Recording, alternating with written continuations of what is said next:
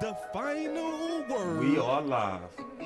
Can you turn up a little bit? There it is. A lot of people be saying the last word. Like, come on, man. I know. Nah. Come on, man. Come on, man. You got to get it there, right there. Come on, That's it, man. right? Come on. The last word. That's final another word. show, brother. That's another show. But today's show, we bringing in no other than Nick Harris. I'm excited, man. How you feeling, Nick? Man, I'm doing good. I'm doing really good. Excited to be on. You sad that it's the last day down there, my brother? No. Actually, yes. The weather I'm gonna miss. But man, I'm ready to be home. I need my bed, my car, my dog. I need all of it. I get it. Yes, I indeed. get it. It was an exciting day. Go ahead, Big. Right now, we your dogs. Hey, I'll take it. The final Who word. will let the Let's go. dogs out? Yeah. It looked like they The wanted to final finish word. strong Yeah. today. So we gonna get into that. And not too Practice- strong. Don't go crazy. You feel me? Practice looked lit today. If you look at Nick Harris's 12, ooh, wait. Oh, that was on fire today. I'm gonna ask him about Gilly, yo. Oh, yeah. Gilly look kind of slow. The final word. Whoa. Yeah, I got No, don't say that, B. No, I got Come it. on, Final man. word. All right, man. The All final I word. ask. The final word. The final word. The final word. Well, definitely thank you, Nick, for Yeah, visiting us. absolutely. You know, and Absolutely. completing the circle. I think you really complete the circle. Pretty amazing. You have are gained like the last of. I think we the emptied. final word. I think we emptied them. Into You the got all the clip, dog. Infinity Stones? I think Y'all got Yeah, all we the got all the stones. Infinity Stones, dog. We about to power up now for real. We got it. He just put it in his hand right now, and that big fist is clenched up. Yeah, we got all the stones. Right. Yeah, we need a few more. Then we'll complete the circle. But no, I'm really excited. Let them wait. I'm excited Final because Nick, I word. looked into your background, so I'm excited. I can't wait to talk about, like, you know, because, you know, it was, I had no idea that you spent 4 years with rivals The with final 247 word. Sports as Yes, a sir. college football Yes, sir. recruiter. Like, can you The tell us final about that real word. quick? Yeah, so I started at 24/7 Sports. I was working at their Baylor site, just making pennies basically and grinding. And then I moved that into a role with their Texas site, so covering basically anybody who had a Texas offer or was being recruited by Texas. And then I guess I did well enough there. Rivals hired me as a national analyst, so I covered 6 states with them. And I was one of the people that was putting stars on kids and covering recruitments and doing just about everything in between. So yeah, that's my background. That's where I come from. So you gonna have a wealth of knowledge coming the off season. Yeah, absolutely. Hopefully so. This next draft class is the one where it's really going to start to circle around for me, and I'm gonna have a ton of kids that I know in the class. No, I'm excited. That's good stuff right there. Yeah, I can't wait to talk about that. Well, here we go.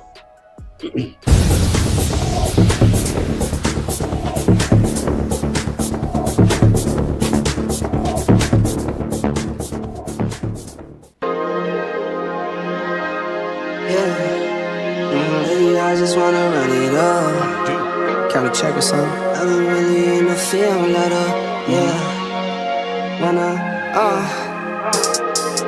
I've been really in the field, let her rush, I let her feel. Lately, I just wanna run it up. Don't need no deals, I make the deal. Half a ticket to a meal. Lately, I just wanna run it up. Yeah. Count a check or something. Lately, I just wanna run it up. Count that too, count it up, yeah. Count it up. Lately, I just wanna run it up. Need them ones, I need them fives, need them tens, I need that change to the safe, got blues inside. Greens and pinks, it's all the same. I still save and roll my change. Take some losses when I play, charge it to the game. I'm with L, yeah, I'm with T Black, I'm with Reverend now. I'm with Bay, yeah, I'm with Jay, yeah, I'm with Chuck and now. Still the same. I switching sides, now it's about loyalty. You switch sides off for the bag, and that's worth more to me. I mix Nike with designer, I experiment. You just rock what's on the shelf, and I'm not feeling it. Search for the one, but baby girl, it's nothing real as this. Can't trust a soul, I keep a hammer, call it too legit. I've been really in the field, love the rush, I love the feel. Lately, I just wanna run it up. All right, we have no other than Nick Harris in the building. So, Big, I know you said you was gonna kick it off with some things, so it's on you, brother. Well, first of all, appreciate you, Nick. The next up and comer just got on with DallasCowboy.com, man. You know, shout outs to you already out there killing it. We already talked a little bit about how you had your background, how you got in. But, you know, what I want to talk about right quick, obviously you just had your first article with Zack Martin. That was good. But I just wanted to hear where you got the Nick at Night, because when I first saw that Nick at Night, I remember as a kid when I was young, Nick at Night. I remember watching Nick at Night. Like, that was the thing. Like, I couldn't wait to watch Nick at Night. You know what I'm saying? So I heard you started way back when you like were a journalist, getting in your feet in the game, and the Cowboys let it kind of transition over here. But kind of talk about that and how the beginning of it, and, you know, where do you want to take it? Yeah, absolutely. Well, first off, guys, thank y'all for having me on, man. It's I've been keeping an eye on y'all's content. Y'all do some good stuff. I appreciate it. But yeah, talking about the Nick at Night piece, it was something that I had in my first stop in professional journalism, which was at 24/7 Sports, working for their Texas site, and met my mentor, who I would have to shout out as a reason for, you know, this idea even existing, is Mike Roach. And he had a piece called Mike at Night. And whenever I came on, somebody had responded to him, was like, hey, you're going to have to give him Nick at Night at some point. And he was like, honestly, yeah, take it and run with it and do what you want with it. So, you know, I would turn like really big info pieces, or, you know, if I was talking to kids on the road on college football recruiting, I would ask them, you know, questions about their recruitments and things like that. And it would be basically like an intel piece. And I worked that into my next stop at Rivals, and that was basically the same type of concept. I like to think that it became, you know, a pretty reputable thing, and, you know, people were looking for it on a week-to-week basis, and it was still something I wanted to transition over here to DallasCowboys.com, but, you know, not necessarily an intel piece, because, you know, we're getting intel every single day. So how could I keep it going and evolve the idea? And it was into a column, and I feel like the first one that came out yesterday, it was a good step in the right direction to get that going. So I'm excited to get it going, and, you know, in the season, people get used to it on Tuesday nights. Yeah, and then obviously that Zack Martin was a big deal. It was one thing about that. Now, well, let me stay on Zack Martin, because I want to go to practice, because practice looked like it was juicy today. But we go start with Zack Martin. So on Zack Martin, it was one part of the Zack Martin that really kind of was funny to me first. And so we have all the links to these clips, the full description. We have the full link in the description, but check this out from Dallas.com. Here we go. Speaking of business, does the raise offset the fines? I mean, how do you?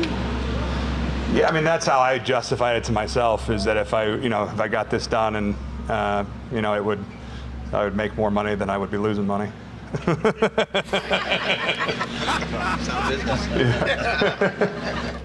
Got that evil laugh. I had no idea that Zack Martin was like funny. Like when I was watching it was a lot of parts to where he was like, I was like, man, that man got a television future. Like I had no idea.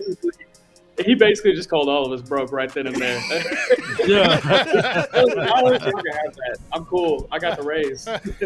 Where the money reside. Where the money reside. He just You know. laughed at it. That was a very interesting interview. And then one thing about the article, because I looked at it, let me pull it up real quick. You had some very interesting stuff in this article, because you went, I would say, I wouldn't call it on a limb. I would definitely say that you went independent in thought, because I already have it highlighted kind of who you said your interior guy would be.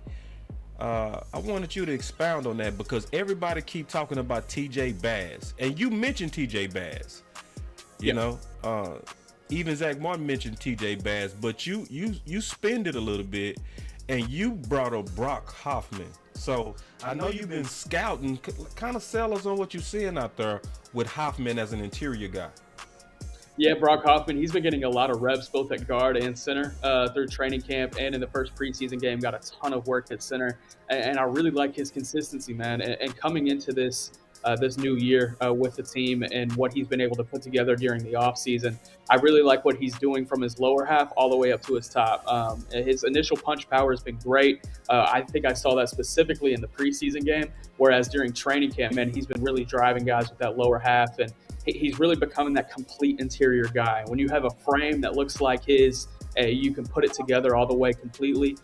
He's starting to trend towards a guy that I'm really starting to trust in the interior as somebody who could rotate in whenever somebody goes down. Now, I do want to talk about TJ Bass because, man, me and Kyle Yeomans both have been speaking a lot about him since he's come in. Being able to get him as an undrafted free agent, not only with his skill set and his traits, but the experience that he comes from. You know, at Oregon, offensive line coach that he had that recruited him before he went to Miami was Alex Mirabal.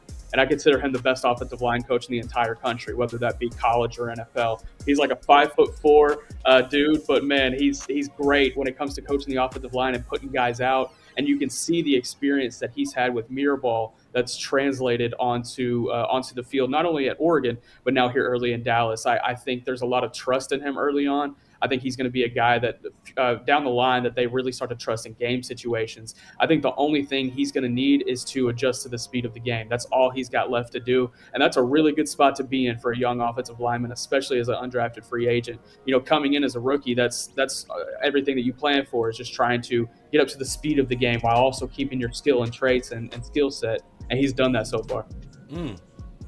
Law. What you got for me, man? Because I would say his assessment on Brock is 1,000%. The way he moved, he's a finisher too. When he was with the Cleveland Browns, and when we found out a way to get him over here, I was looking at some of his tape with Cleveland. Even though it was preseason, what have you, you would see that he finished off of his drives. He's a strong guy, and he's very movable as far as his speed and his footwork. So yes, seeing it now in the Cowboys uniform, it's a good problem to have this type of depth with the Cowboys. So hopefully he can turn the corner and make this team and make strides. So I love your assessment of Brock. Yeah, I appreciate that. And I think he's earned that, you know, just because of the work that he's put in this offseason. I think it's miles beyond where he was at this point last year for sure, but also since even January. So I'm excited to see him get an actual opportunity at some point if he does. Yeah, Nick, man, first of all, thanks so much for coming on the show, man. Love your work. I wanted to get your thoughts about, do you think that the merit increase for Zack Martin was worth it? And then also, how do you evaluate his play right now? Because I've evaluated his play over the last couple years as a guy that is aging a little bit, that has a little bit of progressive slide, but not massive drop off. He's still Pro Bowl level, but where do you see him, and where do you see him the next couple of years in terms of his play? Yeah, I think that's an interesting question. I will say, when it comes to is the value worth it, I say he's already earned it. You know, I'm a big believer in it. If a guy has treated you well and has gone on his way to help guys on the team, whether it be working his contract around to fit in more cap space, things like that, you take care of that guy. And so I even if he gets hurt on the very first play of the game and doesn't play the next 2 seasons, I still see it as worth it just from what he's put in over the course of his career as a Dallas Cowboy. But as far as, do I see him regressing right now? I wouldn't necessarily say so. He is going into his age 33 season, though, and Father Time is undefeated. I think a couple of people here at DallasCowboys.com have been throwing that term around, and it's definitely true. And that being said, at right guard, what he does and just the skill set that he has, I think it'll be able to translate as long as he can stay on the field. And his best ability is availability, and he's been able to put that on the field year in and year out, and he's been consistent. Even when he was down, he's at least consistent, and the product that you were going to get. So, I'm completely fine with what he can bring up front for the next 2 years or maybe the next 4 to 5. Hey, let me interject right quick, Nick, and ask you this question right here. Because, yes, Nick, Zack been that dude. 4 out of the 5 guys last year was moved around on that offensive line, and Zack Martin was the only guy that's there. But when I look at the contract, and he pretty much fought for $8.5 million more for the next 2 seasons, we were talking about this with my guy, Big Game James. And I said the money is the difference between Dalvin Cook's coming here juxtaposed to him not, right? Because we just saw him get signed for $8 million for the play for the Jets. Would you prefer an unhappy Zack Martin and a Dalvin Cook, or do you prefer this particular situation in the scenario? Well, the thing is, man, there's still enough cap space. If they wanted to go get Dalvin Cook, they could have. And even before this situation happened with Zack Martin, the front office was asked about Dalvin Cook, and they were focused on what they had right in front of them. So I don't think that would have been a possibility either way. But even if it was, like the cap space is still there to go do it. And I think that's what helps the Cowboys side of this deal is the fact that he didn't take too much off the cap space for 2023. There's still room to go get depth at offensive line or depth at linebacker or another kicker if Brandon Aubrey doesn't work out, or a couple of those options. And on top of that, it wasn't an extension that was added on top of this. So you can still have the negotiations with Micah Parsons, CeeDee Lamb, Dak Prescott, Terrence Steele, Tony Pollard, et cetera, about extensions and getting those guys while not having anything taken off the table because Zack Martin wanted an extension. So I really think this deal really worked for the Cowboys and it worked for Zack Martin. It made sense to sign at the end of the day. And this is you, Nick, with a good question when he was with the press. Here we go. Preseason. Nick Harris, DallasCowboys.com. This offensive line group's gotten a lot of reps during training camp and preseason. Did anybody surprise you when you showed up today? Like, dang, he looks a lot better than he did in OTAs?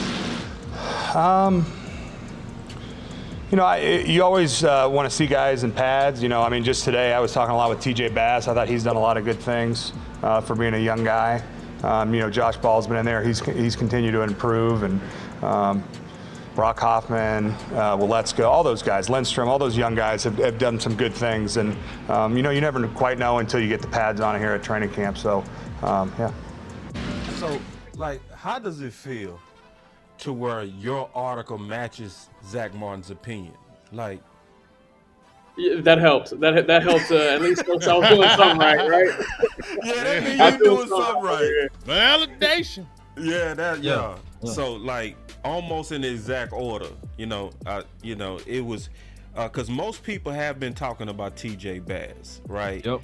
So that was the first one out his mouth, but then right next to him was Hoffman. So you can kind of say that y'all kind of going in the right direction for sure, because you asked him directly which one of those young guys have stood out.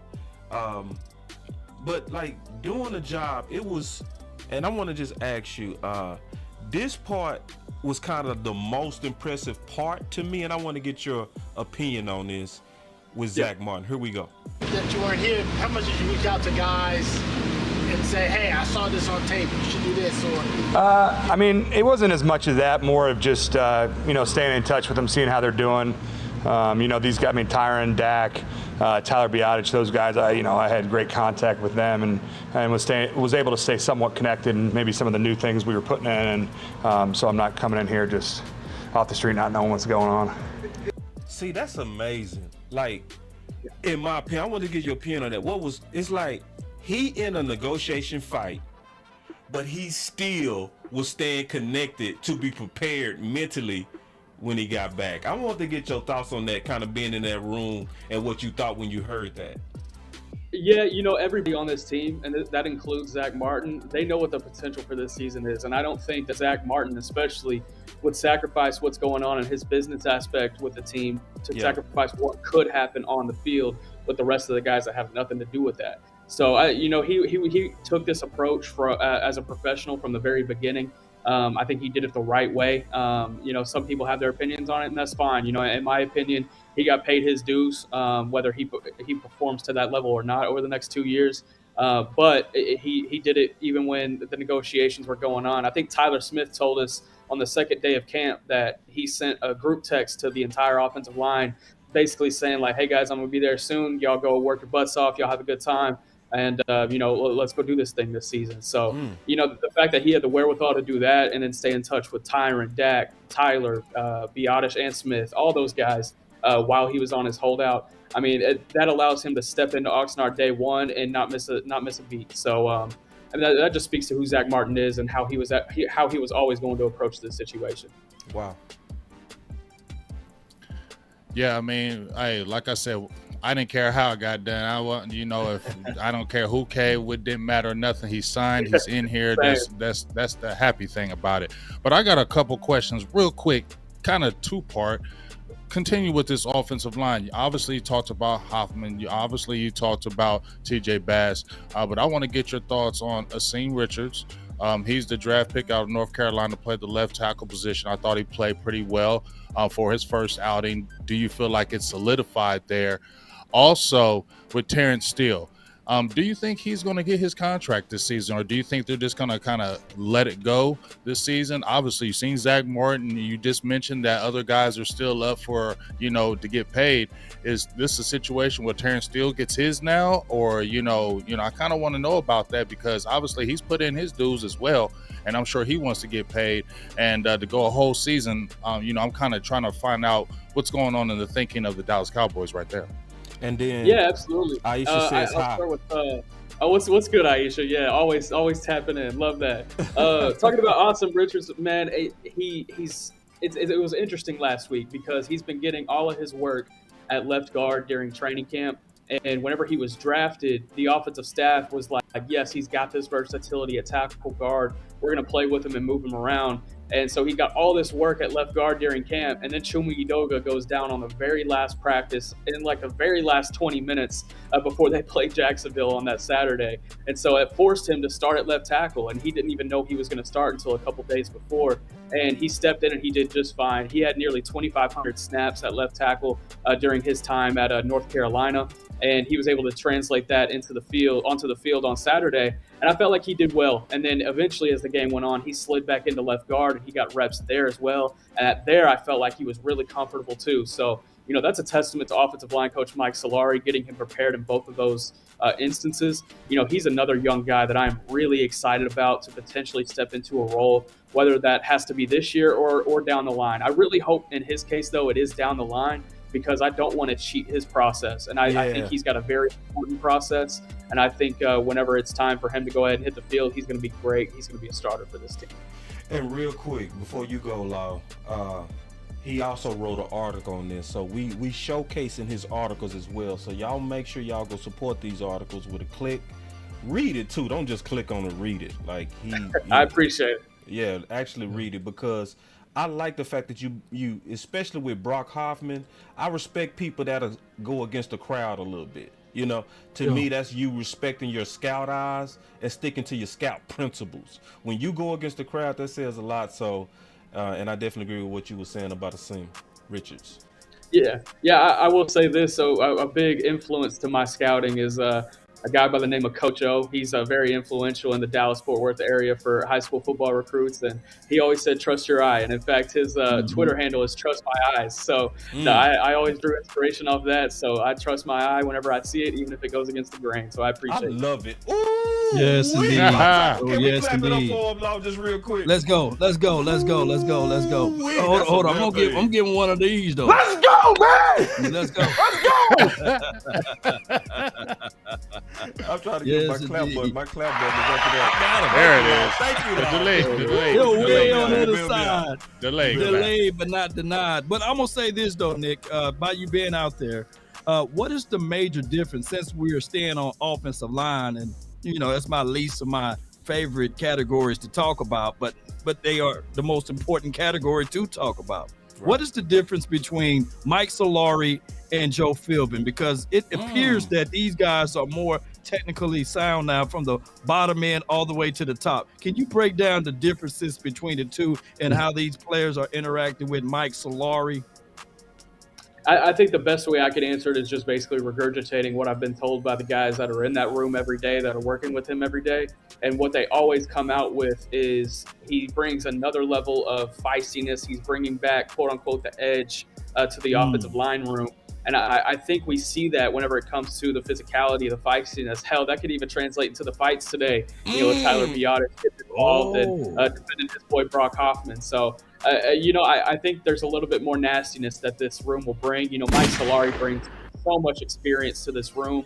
And, he's kind of old school with it. And I think the old school way is, getting your nose in the dirt and getting dirty with it, and maybe even throwing in a cheap shot here and there, which I'm all for, especially up front. The trenches is a big boy game. So we ain't getting punked off the ball anymore. Cowboys last year, Yeah. I think we were ranked bottom half of pass block win rate, and hopefully we won't see that category again. So yeah, I love it. It's Mr. Nasty time. I love it's nasty time. I appreciate you for that insight there. Absolutely. Oh yeah, the OC. You better break it down. I know he's ready. Oh, to he break it down. froze. I know a froze look when I Lost see it. That's in a froze space. look. All right. So, That head looks too clean right now. Right. yeah, he was perfect. Like, oh, wait, you at least got to blink. Now, it was something that I want to ask Haley yesterday, and I was so mad because she had to go, because I really wanted to get this question in, but I was like, Nick coming, I can ask him. So this is gonna be kind of a long question, but I was looking under the lights, and I was looking at Greer, and to me, the pattern seemed to be that he went at the guys that he trusted the most. Like when he trusts you, he targets you.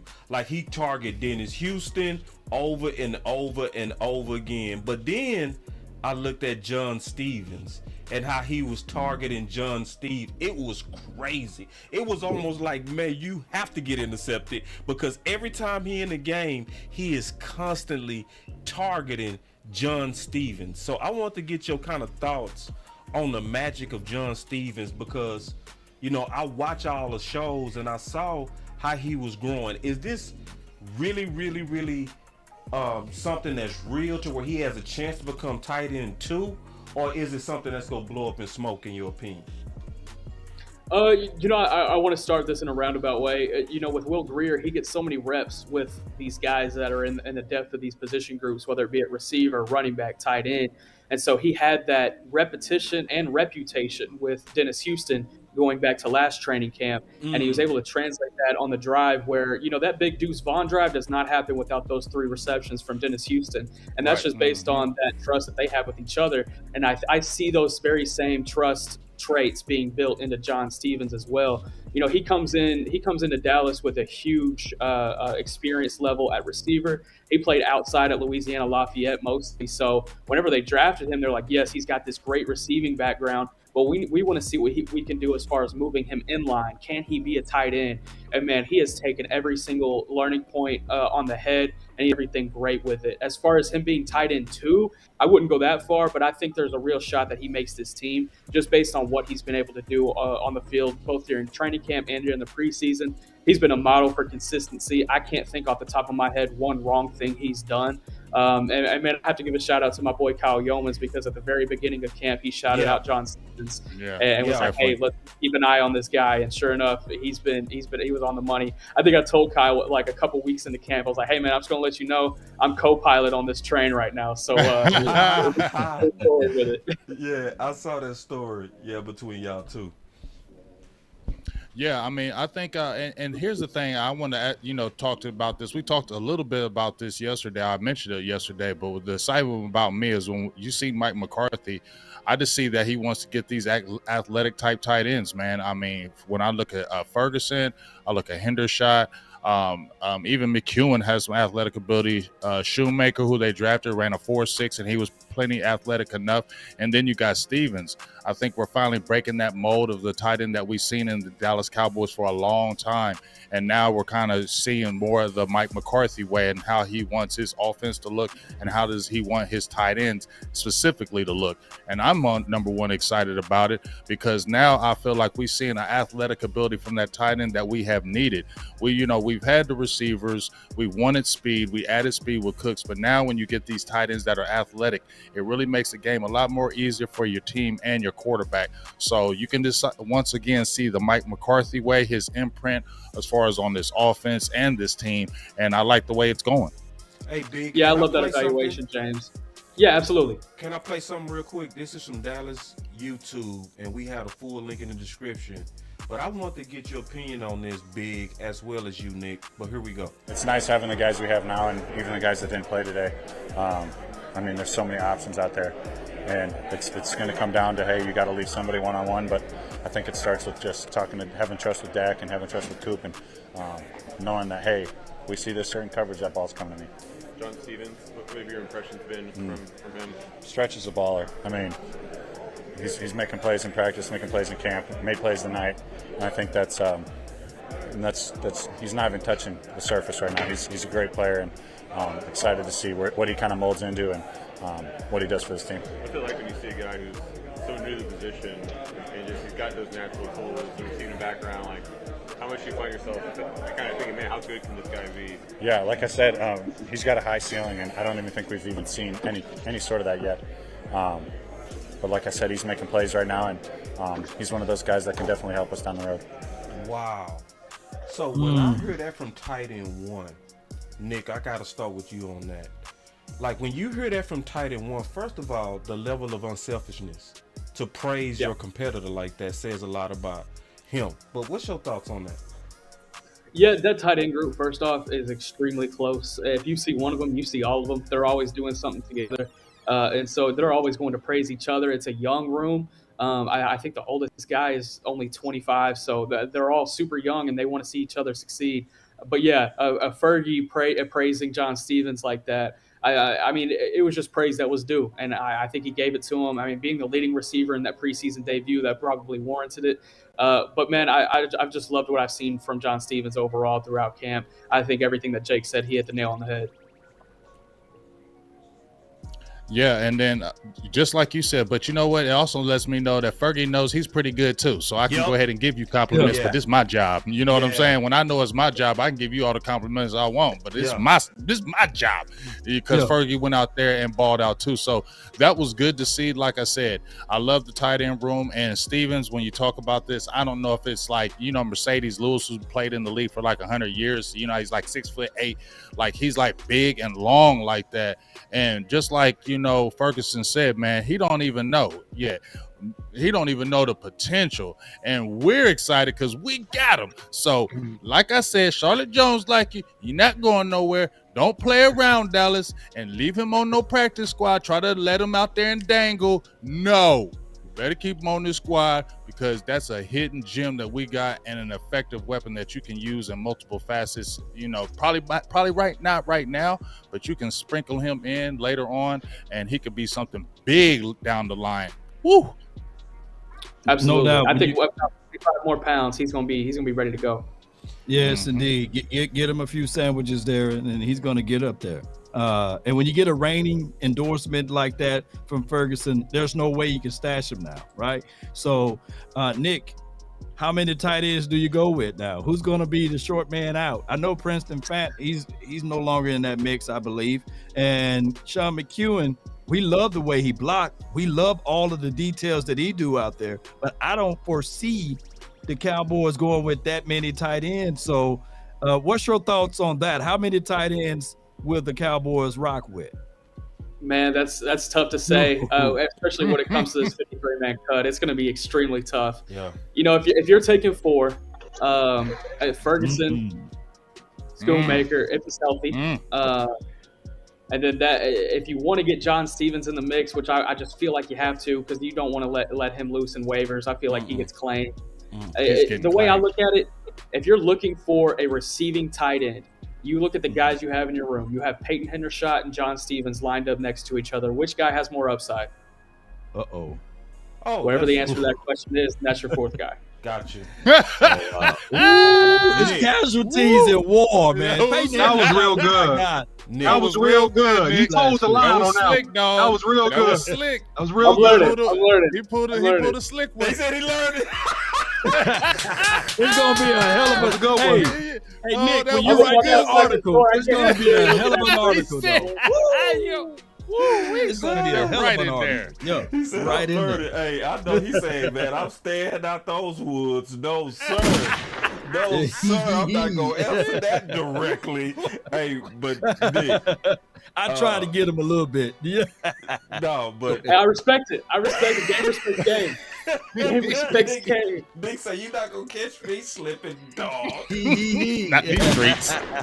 Hey, but Nick, I want to ask you from my film evaluation of Stephen Jones. I didn't see a bad blocker. I saw a decent blocker. Right. In the game. Now, what I don't see is practice. Does is it something to where he progressed up to where he was in the game? Because I didn't see a bad blocker at all in the game. Matter of fact, I saw pretty good. What's your thoughts on that? Yeah, absolutely. I think he's done everything great when it's come to putting his hand in the dirt. You know, we talked to tight end coach Lunda Wells about that. I think it was last week or the week before last. I'm losing track of time, but he said he was really impressed with what he's been able to do from a blocking standpoint and taking that and putting it into his game because that's what's going to make him a tight end at the end of the day rather than just a receiver. And they really love what they've seen from him from a progression standpoint on that point. I would love to see it even more against Seattle. I think there's some interesting battles that he'll have against Seattle to where he'll be able to show that a little bit. So, I want to see it more and only go from there. Are you good on time? Yeah. Okay. OC, you with us? So real quick, Nick, I want to throw a question out to you. Something I've been really interested to kind of get my mind around, and you would know this being out there. How's Tyron Smith looking? How's his strength in his lower half with the hamstring? How's his lateral movement? How does he look, in your opinion? Yeah, he looks good. We actually just talked to Tyron today, and we asked him like, how healthy do you feel? How do you feel like you're playing? And he said, A, this is the healthiest I've ever been, and B, he said, go. So, I didn't mean to cut you off, Nick. But no, you're good. That's exactly what I said. That's exactly what I said. So, I'm excited to see what he puts on the field. I'll say that.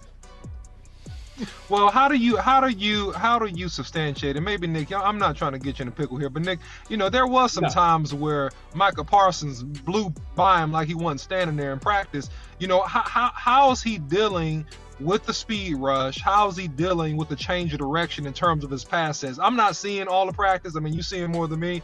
Like, how is he dealing, and particularly in that aspect with the speed rush, speed to power, and change of direction? I think from a fan base standpoint, we don't need Tyron Smith to be peak Tyron Smith. Right. We need him to be the guy that can be reliable as a left tackle. And when it's going up against Micah Parsons every day, I feel like I've talked about this a couple of times, just with this offensive line as a whole, going up against this defensive line group and this pass rush group every single day of camp.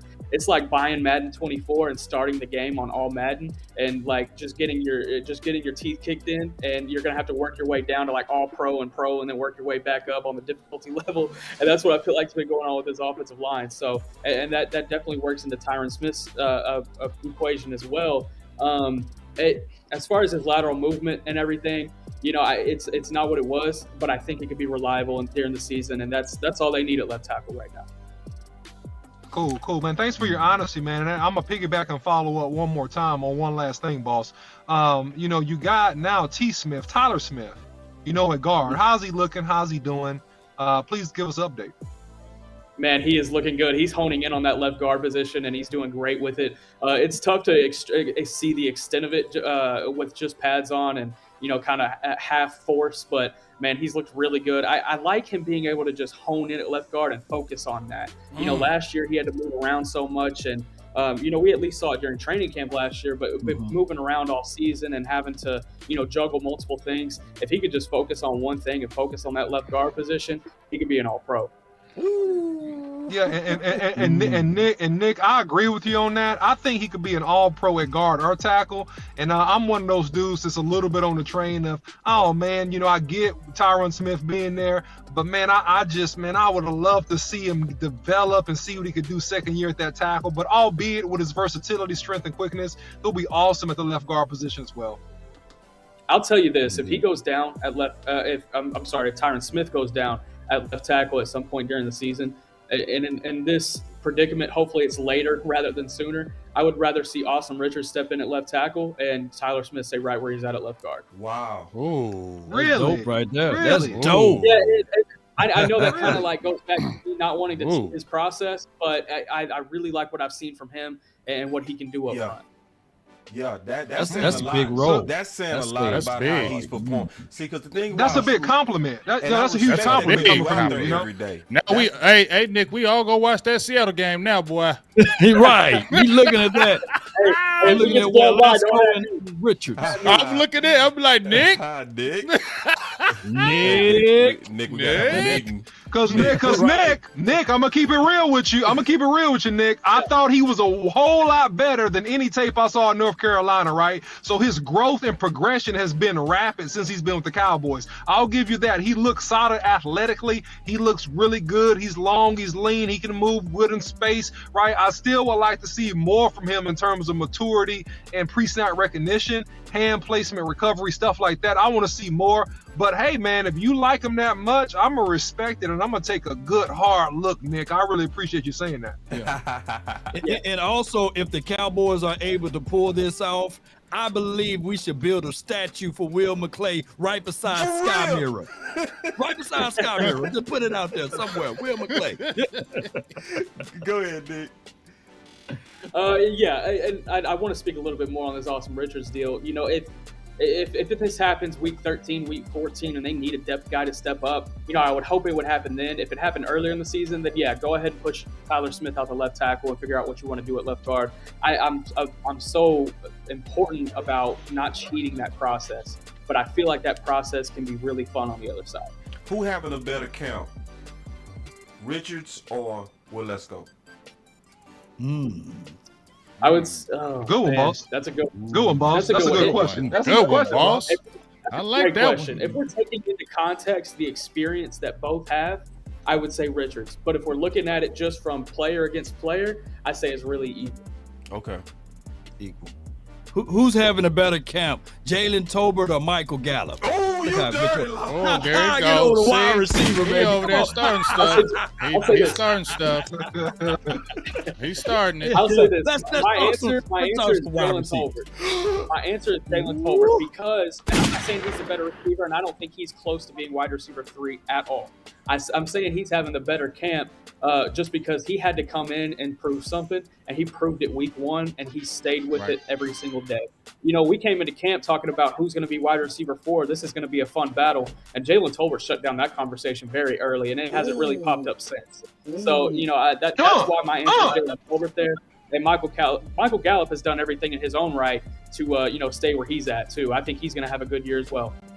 Man, I'm telling you, Nick, because we talked about this yesterday, Nick. Okay, and I think that Jalen Tolbert has the upside if he continues to progress. And I really hate he almost lost that year messing around with, you know, our ex-offensive coordinator. But I think that, man, he has the upside to be 1-ish, 1B-ish maybe, right? I think that he has that much talent, man, if he gets his confidence, because he's used to being a number 1 receiver coming out of Southern Alabama, man, and that dude has a lot of tools. That's my opinion. All right, I've been excited to ask you this all day. What in the world happened today at practice? So we on your Twitter. I want to talk about any one of these videos that you got, like, cause you got goal line stuff. You got like, you got the, look at that. What? Like he said, don't be swinging your hands, dog. Get out of here. Get out of here. Let's start with this one, Nick. Can we start with this? So we got Cal Yeomans. We had him on last week. And he said, who's your favorite coworker, by the way? Yeah, and so you know, Cal, he kept it real. He said, follow the second scuffle of practice. Dak Prescott with some heavy words for Micah. Dak was the first to talk with Micah after it all started. If you wanted clarification for whose team it is, here's your answer. Ooh, looks undeniable to me. Undeniable to me. Yeah, so what's your, like, what happened? Like, so you was out there with, like, and I saw some of the practice, but what rose to all that emotion? Man, so they were doing offensive line and defensive line one-on-ones at the same time. They were doing skill one-on-ones on the other side of the field. And I was at skill, and a lot of guys were over at the offensive line, defensive line as well. I think it was like me, Clarence Hill, Calvin Watkins were over at skill, and it was Patrick Walker and maybe Tart Archer, and those guys were over at offensive line, defensive line. And there was a rep between Brock Hoffman and Sam Williams where Brock got the best of him. And he was feisty with it, and you'd love to see it in the one-on-ones. And Sam maybe didn't like something that happened towards the end. He tried to go back in and maybe get him with a cheap shot, and Tyler Biadasz came out of nowhere and leveled him. That laid the groundwork for the second fight because everybody was already heated, everybody was already on one. And then whenever that second fight reared up and came around, it was Tyler Biadasz and Micah Parsons going at it, and Micah basically just defending his boy. And then it got a lot of people involved. Sam Williams was involved in that. Trevon Diggs was pulling Micah out of that, and then eventually, Dak had the conversation with him afterwards. But hey, man, I love to see it. I'm happy that happened today, honestly, just because that was something we maybe wanted to see a little bit more of during camp, and we finally got it today, and we got a lot of it. Ooh wee. Okay. Yeah, buddy. Law, what you got? No, this is what we needed to see. I think last year we saw Jonathan Ridgeway, third day, something like that, when they put the pads on, blow a temper. So this was good to see this this exchange. But at the same time, I'm with my guy, Big Game James. We don't need to see these boys swinging hands because a wrist could be broken, a finger or anything, and it could set us back, or a concussion. So, yeah, they need to reel this in just a little bit. But I'm glad they picked this particular day where they didn't have the extra, like the fans out there, to really stir this up. So we like seeing this tenacity. Let's get it ready for the Giants, though. Oh, Nick, I need to know what is the proper etiquette for your videos and everybody else's videos? Because I'm going to tell you what I do. Tell me if we doing it right. So what we do here is if we feature one of your videos, we put credits and we put the links in the description. We want to always make sure we doing things on the up and up to where everybody getting their credit, so. But tell us about the protocols because people can kind of play within the lines real quick. Yeah, y'all do it perfectly. And it was mainly stemming from Twitter, people taking the long press, which is basically just long pressing on the video and then tweeting it out. And even if it does say like from Nick Harris at the bottom, that Twitter already puts that on there, like, man, it takes nothing to go ahead and put in the tweet video from Nick Harris, just because that we're out here, we're grinding to get that, and those views go towards us, and that allows us to have the engagement as well too. And man, I feel like I'm actually pretty easy going with it when it comes to those sorts of things. A lot of people are much more strict about it. They would rather you just quote tweet and not take the video whatsoever. See, I don't even want to go that far. And that's why it kind of upset me yesterday when I see all my videos on the timeline. Mm-hmm. I'm like, damn, I didn't get any notifications for any of these, and I'm not getting any followers off of any of these. So it's just basically like, hey man, if you want to take the video, I'm completely cool with it as long as you tag me in the tweet. Completely cool with it. So hey, you was like this. Hey, stop! Hey, come back! Exactly. All right, so listen, y'all. Nick was like, hey, y'all, slow it down, man. Give me my credits, man. So first of all, everybody, do Nick a favor, because this is some good videos we see right here. Some very good videos. First of all, good stuff. Make sure y'all follow him, and then follow the protocols. So just do it right. I know people won't follow us, but don't be cheap about it. But oh, look at these balls. Oh my goodness. But which one of these videos would you want to highlight? Now, it's one that I would want to highlight. Let me start with this one. Hold on, not that one. No, not that one. This one. Because, everybody looking at Deuce, but you know who's standing out to me in here? Terrence Steele. Terrence Steele. Leading that pack. They didn't want none of that. They didn't want none of that pack. Get more. I'm going to get out of the way. He said, I ain't want that. He said, I didn't want that. I didn't want that. God. Can you talk about Steele and how he's looking out there? Because that look amazing. He looking just as good as Deuce. Please talk about it. Yeah, big boy moving. And if anyone's worried about his knee taking a while to get ready, whatever, he's ready to go. Terrence Steele's ready to go. I'm excited to see what he can do this year at right tackle. Ooh-wee. So which one of these videos? Go ahead. Who was that? OC was that? No. I was just gonna give a follow up to that, man. I mean, this is a fantastic and marvelous recovery, man. So you think he's 100% ready for contact, ready to play today, like a full game? Absolutely. I don't think he would have been limited. Man. He hasn't been limited at all during training camp. They're fully expecting him to be ready to go week one and to play. So yeah, not at all. That credit goes to the training staff getting him ready, man. They did everything that they could to get him ready and not cheat the process at the same time. They did it with both him and Tony Pollard. Both of these guys are ready to go. And I think if we had any other training staff in the league, that would not be the case. Oh, he looking good. Man, That's a miracle. that is an 8-month recovery, man, off of a badly torn ACL. That's phenomenal, man. Wow, man. Okay, cool, man. I can't wait. They telling us to take a light break. One of the main reasons they saying it's over like 400 people watching. And that's just on my channel. That's not including Law Channel. So we probably got about 1,300 people watching. So come on, y'all. Hit the like. Nick Shame. is giving us the juice. Shame. All right, before we get you out of here, Nick, because we don't want to keep you too long, because we know y'all out there getting ready to fly out and stuff.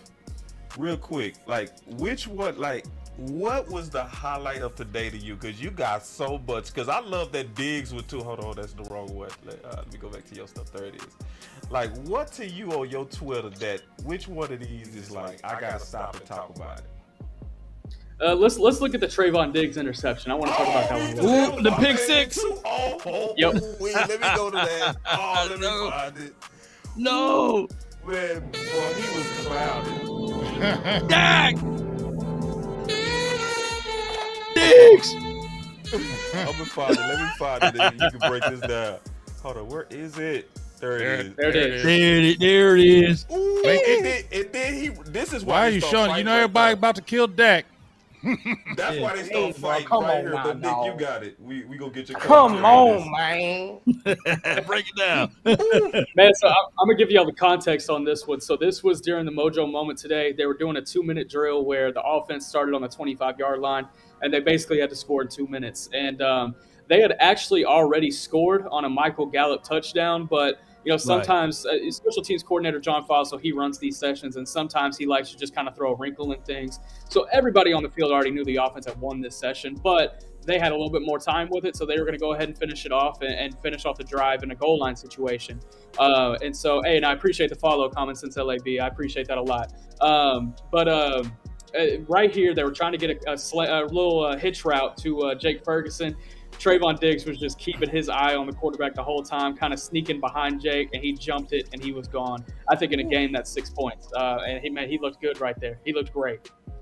Yeah, man. And that was mine. I was going through your Twitter. I was like, which one of these do I want to talk about? But anyway, we do have something. Did y'all have anything else, Big? Oh man, before you get up out of here, we ain't really got to talk about this defense, so I just want to ask you about a couple of players. I'm gonna name a couple of players, and I just want you to give me your thoughts on them. Is that cool, right quick, Nick? Yeah, absolutely. All right, so number one, quick thoughts. Isaiah Lamb. I like him. I think he did. I think he did a lot of great things in the opener. He was probably my biggest surprise in the opener, and that's not to talk bad about the camp he's had. It just surprised me the production he had on the field on Saturday.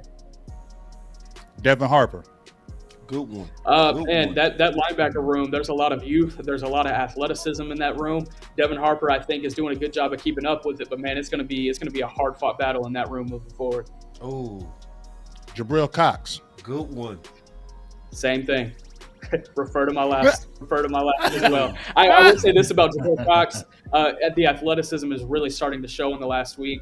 That last week at camp that he had going into the Jacksonville game was some of the best work that I've seen him put together as Dallas Cowboys. So I'm really excited to see what he can do when he gets on the field and gets his opportunity. And my last one, Overshown. I know we all talked about him, but now, excuse me, that he's shown up a little bit. We've seen that excitement. What kind of chance does he really have during the season now? I mean, we know about our regular guys, but is he really? Because a lot of people talking about we love the pick, but it could be red shirt, special teams. But this kid is already showing. Does he have an actual chance to be on that 53 as far as game time situations? You think that will happen? I'll say this. I think he'll make the 53 because of his special teams work. I mean, I haven't found one person that can knock what he's done on special teams, especially John Fossil, special teams coordinator. As far as him rotating in on defense, man, I think he has a really good chance to be that first guy that rotates in whenever somebody needs to take a snap off, whether that be Damone Clark, Leighton Vander Esch. He's versatile. He can come in for multiple guys. He can do a multitude of things. I would really like to see him get rotated in on the field this year. And just my prediction, I think he does. Kelvin Joseph. Man, I think he has the potential to be type of a special teams ace. And I really love what he's done as far as adjusting to the athleticism of these receivers that have come in, these young guys. I think he's done a good job of staying up to speed with them. But man, it's an athlete's game, and one wrong step can lead to one wrong direction. So we'll see with Kelvin moving forward. Nick is good with it, ain't he? Nick good with them. He good with it, ain't he? He good. That boy good. Y'all gonna get me in trouble. But since everybody doing these rapid fire questions, I got one more too. If we do a rapid fire questions, and this is what I know everybody want to know about. It's what he wants this Dallas Cowboys roster to look like at all times. And a part of that is obviously special teams. How special were they last night? Well, real quick, before he answered that question, I love that picture because I feel so honored that all three of y'all have been on this show within the last week. Like, thank y'all so much. Like, that is the crew right there. I really appreciate y'all, but let me listen to your answer. Yeah, I think on the special scale, you could put him about 6.5. Brandon Aubrey, he started off the day really strong, had a couple of touchbacks that went out of the back of the end zone, and whenever we talk to John Fossil, that's a big thing he emphasizes. He wants to see that leg power on the kickoffs. But talking about his kicking performance, he had a 29-yard field goal, and he went 2 for 3 on his extra point attempts, the one missing wide left. And that's a tough break for a guy who mostly had a pretty good day, but kicker, that's a tough job to have. It's a forgiveless job, and he's going to have to bounce back and have a perfect day in Seattle next week. All right, now Mickey gave some background on that. He said that they basically told him to hurry up, and then he took it like they were saying he needed to hurry up, and he rushed that kick. But from looking at you break it down and Haley break it down, are we panicking at kicker, or is it a legitimate concern? I don't think it's a legitimate concern anymore. And, I maybe would have said that 2 weeks ago when we had two guys in the building and neither of them had really proven anything. But now, Brandon Aubrey has that game experience in his belt now, and he can move forward in the preseason with a full opportunity to win this job. And every single day we've been out here, the confidence has increased with him. And I think that's all you can want from him.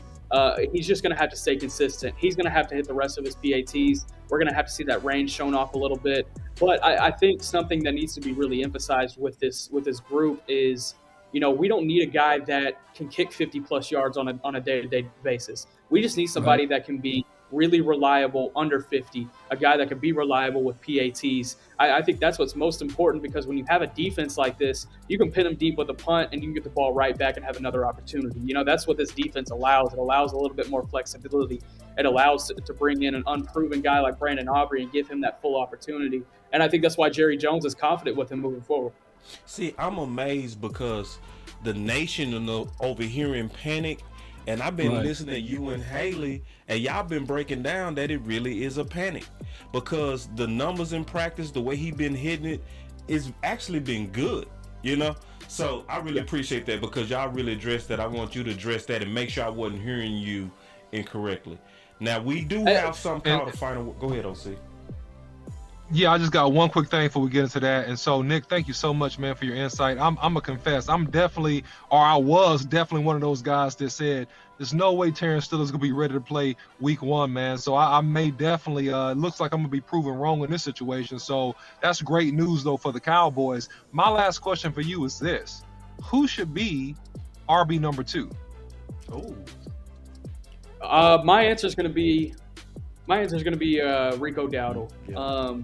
I really like what I've seen from him. Aside from the fumble on Saturday, I think he had a complete game, both as a runner, as a receiver, and on special teams as a returner. As of right now, he's my leader in the clubhouse, but there's a lot to like about Deuce Vaughn. There's still a lot to like about Ronald Jones and Malik Davis. And there's a couple of guys that are still out on the free agent market that if none of these guys really pan out during the preseason, that would be fun options as well. You still got Leonard Fournette out there, which I think is really intriguing. I think if they trickle onto the free agent market, that's the guy I want to see with a star on his helmet. Oh, Leonard Fournette. Yeah. So Nick, Good stuff. we have something called we call the final word. So we at that portion where we give our final words. My final word, I'm gonna start it off. My final word is that we have to have you back. We have to. Like it might take some time. We're gonna let you get fully adjusted to your job. I know you writing a lot of articles, doing a lot of television. It might even be in the off season. But Nick, I really enjoyed this. Man, it won't be that long. I appreciate y'all having me on for sure. It won't be that long. Just hit me anytime. I'm always down to do this. I love it, man. And again, thank you. First, tell Cal Yeoman, I know y'all roommating right now. Tell him thank you. Yo, he's in that door right there. Is he? Yeah. And hey, Nick, he been in my chat saying, oh, he went by the great coworker who's the great coworker. He just went by the question. He just played me off. He been clowning the whole time up here. Yeah, and I'm looking at the likes. I give up. I'm done begging. I'm not begging no more. I'm into the final word. But man, thank you and I can't wait because I'm excited in the off season. Looking at your background, I'm so excited to talk draft with you. I am too. Ooh, I said, whoa, he got 4 years of scouting. Right. Oh yeah. I was like, if the Dallas Cowboys don't use you, trust me, we gonna call you. We gonna be like, you gonna work somewhere. I don't mean, literally. You know what I mean. I'm just excited. I know what you're saying. I appreciate that. 4 years of scouting? Oh wow. You talking about somebody that's so anyway, I'm excited and thank you for committing to come back. We gonna hold you to it. Absolutely. No doubt. Absolutely. Okay, B. Oh, they drag racing out here. Hey, but really appreciate you, big dog. Kyle, I love how he, we had him on. He suggested, hey, man, go holler at my dog, Nick, man. He did. He's that guy. Yeah. And I immediately did it. And, y'all two just blend. That's great that y'all roommates because y'all two the coolest, for real. Y'all, I love y'all's attitude. I love y'all happy go lucky. Y'all just free when y'all talk with us. And that really means a lot to me. As a person, so we definitely want to have you back, especially with the draft. We get hot and heavy with it. We love that background that you have, and interviewing the high school athletes and things of that nature. I've interviewed quite a few Texas athletes, and just to know that you have that background gets you excited. So, just thank you for taking out your time. It was an excellent show, excellent time, and really just waiting to get you back on and talk some more football, especially draft. I think that's when we really want you because that's going to be a fun time. But I appreciate you taking out your time, man, and keep killing it over there with DallasCowboys.com. That's my final word. Absolutely. I appreciate that. I got a question for you, James. I saw your last name is Yates. Are you related to Ryan Yates? Yep, that's my cousin, big dog. Okay, yeah. So Ryan, that's still what's up. That's one of my guys. Okay. I'll definitely because matter of fact, I just ordered his jersey, so it should be coming in next week. Boy, hey, go Tigers. Good wear that 21. That's how you know he cold. That's how you know 21 he cold. You feel me? Like I told you, I looked at his background. I said, "Ooh, that means he gonna know all these young college people for the next 4 years." Yeah. So anyway. Hopefully longer. After my 4 years are up, I'm gonna be out of here. That's a cheat code for the Dallas Cowboys. You are a cheat code. Cheat code, man. Hey, do us one big favor, Nick, if possible, man. If you can reach out to Chris Hall or Will McClay to just jump on, just tell them if you got a group of guys on the final word, all we ask is like 10 to 15 minutes, man. Just throw them out there, man. 10 to 15 minutes. We don't want them for a long time. I just need your press pass. I just need your press pass for just an hour. Just give me your press pass for an hour, man. Just an hour. We gotta ask them something about John Stevens, man. Just a few questions. Right. No way. Yeah, man. So Nick, man, fantastic, man, football guy, man. Love your spirit, man, and thank you so much for taking the time. Hey, man, you get a minute, man. You in North Dallas. I live North Dallas, man. I love to, man, treat you to lunch or coffee or tea or whatever, man. Just talk some ball with you, man. So love to have you on again, man. Thank you for committing to that because we definitely will be back in touch about that, man. And so salute to you. Congratulations on the position, man, and just keep rocking, man. You're doing a great job. And make sure I y'all appreciate follow you, him man. on all his platforms, his Yes. articles, all of this stuff. Yeah. So y'all be on the lookout for this stuff. We want to help his numbers out. He helped us out. He spent a lot of time with us. So just to show y'all, again, not clicks. We want you to read it. Okay. Right. So he gonna be doing Share it. something called Nick at Night. That's personal to him. This is where he's gonna feature one of his Nick at Night articles every week. So y'all make sure y'all support this. He also did a breakdown on the Sim Richards. So y'all can support that as well and follow him on Twitter and as well as all his platforms. But the last word is now on you, Nick. Man, I appreciate you guys having me on. I'm excited about this season coming up. You know, it's my first year, so maybe the excitement's a little bit on my personal part. But, you know, I feel like there's a chance to do something special here, and I hope to be on with you guys here pretty soon talking about a lot of victories. Yep. All right, and last, 100K Law with the final word. Let's go, B. Oh man, I really appreciate it, man. Nick, man, we had a great time with you over here on the final word, and you blessed us with your thoughts and opinions, and as well as your information of the game. And we didn't take this lightly.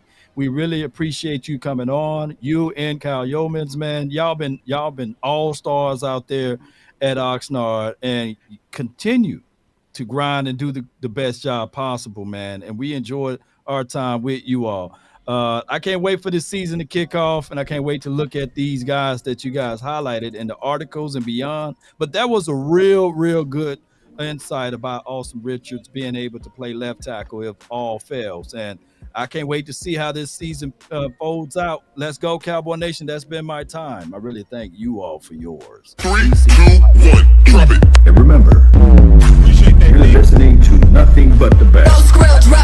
Let's go.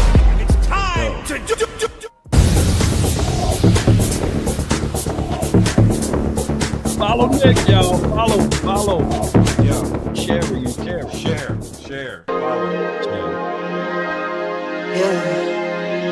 Yeah, I just wanna run it up. Kinda check or something. I've been really in the field, let up. Yeah. I've been really in the field, let her rush, I let her feel. Lately, I just wanna run it up. Don't need no deals, I make the deal. Half a ticket to a meal. Lately, I just wanna run it up. Yeah. Kinda check or something. Lately, I just wanna run it up. Count that too, count it up. Lately, I just wanna run it up. Need them ones, I need them fives, need them tens, I need that change. To the safe, got blues inside. Greens and pinks, it's all the same. I still save and roll my change. Take some losses when I play, charge it to the game. I'm with L, yeah, I'm with T Black, I'm with Revan now. I'm with Bay, yeah, I'm with Jay, yeah, I'm with Chuck and now. Still the same, not switching sides, now it's about loyalty. You switch sides off for the bag, and that's worth more to me. I mix Nike with designer, I experiment. You just rock what's on the shelf, and I'm not feeling it. Search for the one, but baby girl, it's nothing real as this. Can't trust a soul, I keep a hammer, call it too legit. I've been really in the field, let her rush, I let her feel. Lately, I just wanna run it up. Run it up, baby.